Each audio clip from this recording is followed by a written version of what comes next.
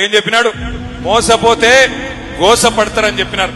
మరి ఇప్పుడు చూస్తున్నారు కదా, యూరియా బస్తాల కోసం లైన్లు కట్టే దిక్కుమాలిన రోజులు వచ్చినాయి. కేసీఆర్ ఉన్నప్పుడు ఉండేనా ఈ పరిస్థితి? యూరియా కోసం యుద్ధాలు చేసే పరిస్థితి ఉండేనా? ఇలా పొద్దున పోతే ఎప్పుడొస్తుందో యూరియా బస్తా తెలియదు, ఎప్పుడు మళ్ళా ఇంటికి వస్తాడో మనిషి తెలియదు.